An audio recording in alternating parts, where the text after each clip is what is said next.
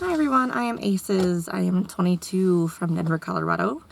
And we are going to be talking about a 1992 Honda Civic. So the reason for this video is just to show the progression of this vehicle. I have never really worked on cars before. I figure I could just do it, so I'm going to try. And try to debunk the notion that guys are the only ones that can work on cars. And they're the only ones that like know how to, because it's like magically like programmed into their DNA. Like they can just magically fix cars, which I think is stupid, because women, I think, should feel empowered enough to go and fix their car if they need to, or should know the basics, because you might be stranded on some road somewhere and may not be a guy that can just like change your tire for you. Like, you should know how to change your tire. Like, really, women, like, we should get along with this. Like, don't let your daughters grow up and not know how to change a tire. Let them grow up and date cowboys because those guys are cool, but also let them know how to like change a tire and know where the oil cap is and the blinker fluid. You should definitely know where the blinker fluid is. Yes. As well as the windshield wiper fluid. Yes. So this car was basically a repossession. My dad had loaned one of his employees money to buy this car, and it wasn't look like he was going to pay it back anytime soon, so it got put just basically on our property in the woods to hang out and chill until he gathered up the money. Well, fast forward 3-4 years later, I decided, like, hey, this car's been sitting there for like ever. Like, he doesn't even work for us anymore. It's been like 2 years. He really has no intent to like pay for it back ever. So I'm gonna go start this car. It kind of started after I took a motorcycle class, and I was having a hard time with it because I didn't know how to drive stick or manual, whatever you want to call it. And the motorcycle is basically in manual format, like you have to shift through the gears. And the only like car shifting I've done is in like the like fake manuals, like I guess they're semi-automatic transmissions now, they call them, in like rental cars and stuff like that, where you can like go from like drive to like shift, and if you screw up, like it will put it in back in drive, or it'll shift it for you still and be like, no, I want it in second gear, not first, or whatever. And then you have to like argue with the car and be like, no, but I want it here, and it's like, no, like I really want it there. So that's like the only experience I had with it, and I even then like kind of forgot to shift, I think, at times, which ended up being okay in that car because it takes over for you. So it's not the true experience of driving manual. Like I had to like YouTube and like look up when I first tried to start this car, like, where's reverse, because I have this thing, and excuse me, I'm looking at my phone that shows me what's on camera. There is no gear pattern on here. I have no idea how to drive manual, and I have a stick shift that the top comes off of, and there's no pattern. Great. So it's been an interesting adventure so far with this car, and this is just me showing the progression of this car and me learning as I go. So hopefully you enjoy the ride. What else was I to say with this car? Oh, it was sitting for 3 years, and so the oils and the fluids in the car are pretty gunked up, including probably the gas. When I first got to it, it wouldn't start. After I found the key, that took a long time. I tried a lot of keys before I finally found the key to this car. I'm saying a lot. I'm sorry. Yeah. So I found the right key, put it in, at least it turned the friggin' thing this time, whatever the steering column, I guess, maybe it's called. The ignition, there we go. But it didn't start the car, and you could hear the little click, click, click, but that's about it. Or you actually couldn't hear the click, click, click, because there was no battery power. Well, there's a battery, but there's no battery power, so it was the first thing I did was like, all right, it doesn't start. I'm going to go buy a battery. So I bought a battery first. After, of course, I bought a tachometer. For some reason, I decided that I'm going to go to the junkyard and go pull out a tachometer. And so I, like, YouTubed how to, like, undo the dash of a Civic and figured it out. But then I pulled out the wrong tachometer. Because I didn't realize that there were different ones. Like, I figured they'd all be the same, right? Like, they look the same. They fit in the same spot. It's the same car, pretty much. But this one has a little bit different cables in the back. It has a yellow cable and a green cable. The other one just had a yellow cable, and then the two, like, standard cables that go into these. And didn't have RPMs. It only had the actual speedometer and hot, cold, and gasoline.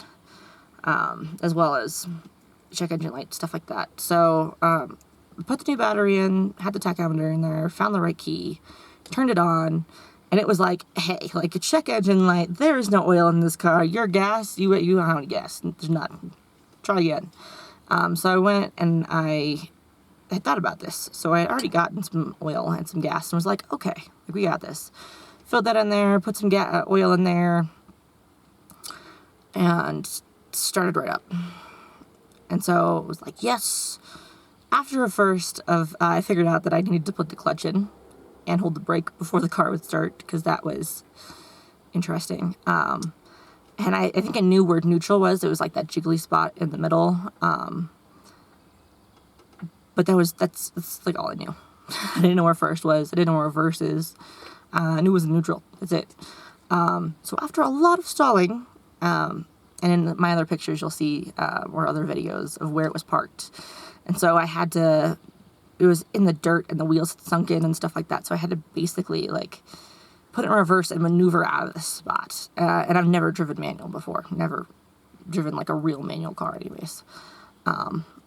Especially in the street. Like, I've even driven a motorcycle on the street. So, it was a matter of trying to figure this out. And I'm sitting in the car with the cell phone, I'm, like, looking up YouTube and looking up pictures and being like, oh, the reverse is, like, all the way to the right and down. And so figured out that part, was able to, like, try to figure out the clutch. And I knew from trying to learn how that there's, like, a clutch, like, bite point that, but I've no idea where it is in this car, because I've never driven this car. I know, like, nothing about this car at all. So it was a matter of me, like, trying to floor it on one side and release the clutch on the other to try to get up, like, the RPMs to a spot where it's gonna catch. And eventually, like, the dog is over there, like, what the fuck is happening, man?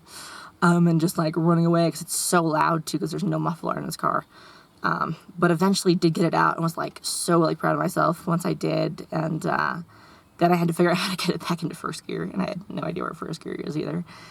Which I felt like it was actually harder. Like, it was easier for some reason for me to get it into gear into reverse than to get it into gear in first.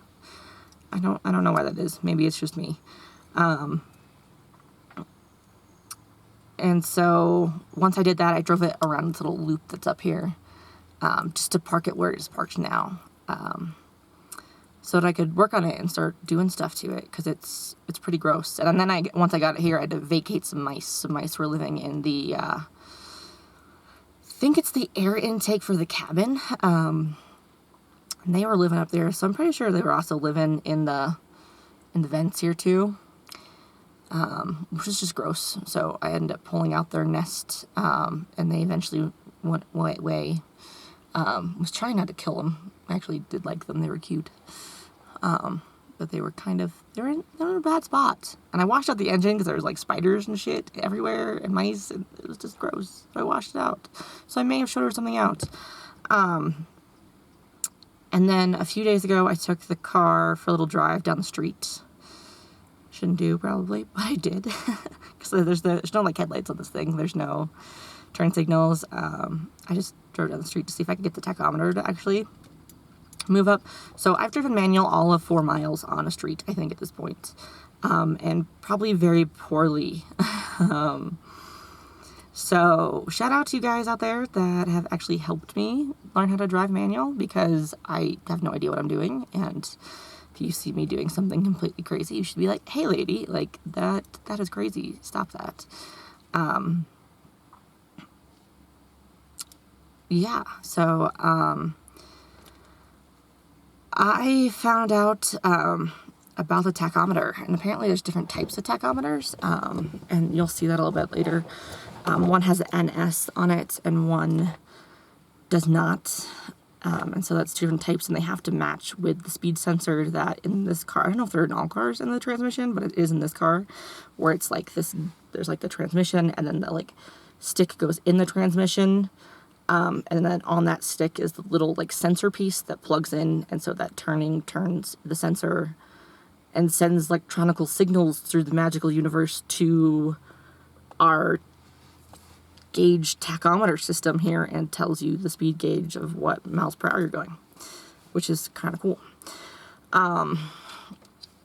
But so either mine is shorted out, which was my original thought from trying to diagnose it and watch other videos, because I sprayed water in there, so it could be corroded. Plus, there was mice running around the engine, so they could have shooed something and jiggled it down the street, and then it stopped. So there's a lot of different options of things that could have happened there. But then once I got to the dealership, they said, like, hey, there's, like, two different tachometers. Like, why is there, like, two of them? And then he's like, oh, yeah, that's right. I totally forgot. Like, in this particular era of Honda Civics and Honda Accords, like, there's two different types that were made. And the one with the NS, it has a longer name that I don't remember at the moment. But that was the most commonly ones that were built. And I have this feeling like maybe this one happens to be the less common because this car was built in Canada in 1992 for whatever reason, and then sold in Washington State. Is what I found out from going to the dealership and being like, hey, what is this thing about the VIN, and what is this engine number? So they were able to look up the VIN and found out that the engine number that is supposed to be in this car is not. It's the same exact engine, but the engine was replaced, and that's kind of what I had heard, but I don't know a ton about this car. And it's like history, because it belonged to some guy in Fort Carson, some soldier down there, and then got sold to a little mom and pop type dealership thing, and then was sold to my dad and his employee at the time, who was trying to get a car to be able to drive. And then after that, it got stolen and got stripped, and it looks like it does right now. It looks kind of shitty, and I mean, barely drivable at the moment. It probably was more drivable back then, like 3 years ago. Like, this is the original tag that was on there, was this guy. So 2013, I guess, was around when this was bought. Is this a 90-day tag? Or, I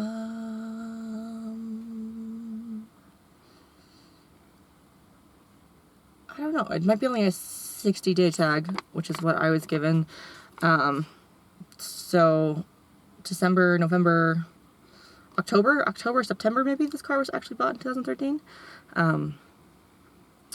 And then a couple weeks later it got stolen and then stripped. And then since, beginning of 2014 has sat out here in the middle of nowhere, until about December of 2016, which is when I was like, hey, where's the key for that car? Like, can we start that? Does it even start? And eventually found the key, found the battery, blah, blah, blah. And that is where we are. We have a car that kind of starts, kind of works. But my point, I think, behind this and videotaping it is that women should know how to do this. Like, I am not like a dyke or gay or whatever. Like a straight female can learn how to do cars, which is uncommon, I think. But why? Like, they're adult Legos, basically. Especially, I think, this kind of era of cars, maybe more so than the newer ones. And I mean, there's things that I'll probably be like, I don't understand this, and have to go get a mechanic help or something like that. But so far, I've been able to figure out a lot about this car and learn a lot. Even though I may not know 100% what the hell they're talking about all the time. I'll definitely be there and listen or ask questions and do further research and be like, oh yeah, that's what he was talking about, connecting all that together. So it's been kind of cool. I'm mostly doing it because I deliver for a lot of my income for DoorDash as well as Postmates right now. And so this car has at least 230,000 miles on it, at least according to the dealership paperwork that I got yesterday, before the engine, but I think before the engine got switched and before it got stolen. So I have no idea how many miles are on this actual engine that is in here, or where it's been since 2011, essentially, before it was obviously picked up in 2013. And now it is 2017. It's like 3-4 years later, in my hands and me trying to fix it. And yeah, it should be fun. Ready? I think today we're gonna work on trying to change the oil, and also getting it in the air. I think I'm just gonna leave it in the air for a while. So I'm gonna get jack stands and jack this whole thing up, and keep it up there for a while. I did want to say Happy Memorial Day, or it's going to be Memorial Day tomorrow right now. Today is May 28th,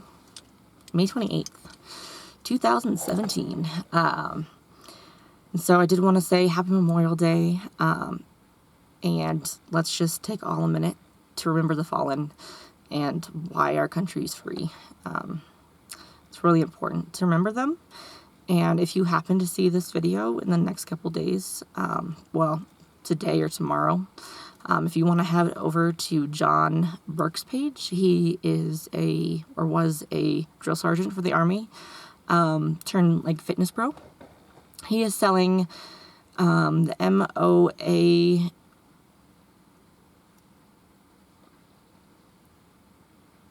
MOAB bomb flag. And so the flag that was flown on the plane that dropped the mother of all bombs on a whole bunch of terrorists, and obliterated them, which is awesome. And in the process of selling that flag, or raffling off the flag, he's actually selling tickets to be able to get the flag. And so all the proceeds of that are going to help first responders and veterans treat PTSD with non-pharmaceuticals, so EMDR, which is rapid eye movement desensitization, which helps to integrate memories. They go through the memories in their brain, and they look at these particular settings of lights, which helps the brain connect the right wires to store the memory in a better place. And it's really expensive because usually at least each of those sessions are about $100. So it usually takes about 10 sessions to go through one traumatic event.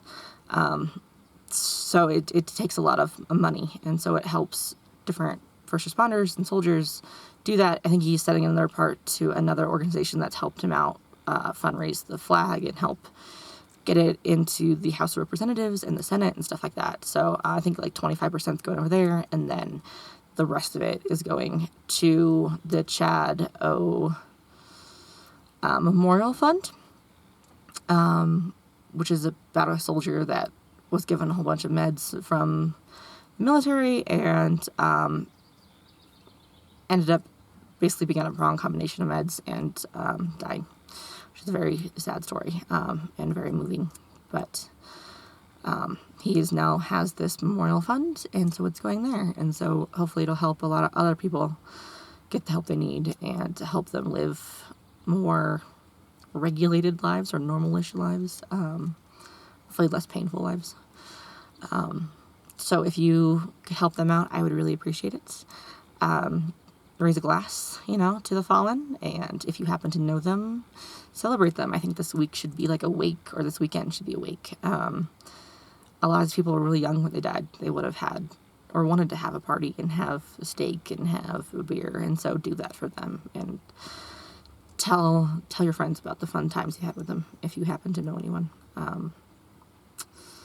It's bittersweet, really the whole weekend, remembering those people and remembering the fallen, and remembering their lives, but also missing them and being happy about all those memories, but, missing them at the same time. So, and if you don't have the fallen, if you don't know someone who has fallen in the line of duty, hug your family members and be glad that they're there with you, and the people that are close to you, that they're all still alive. Because the line between life and death is really so thin, that it's precious. Hang on to it as much as you can. So, on that note, a happy Memorial weekend. And we are going to go jack this car up and put some oil in and do some awesome things. Yeah. Thanks, guys. Bye.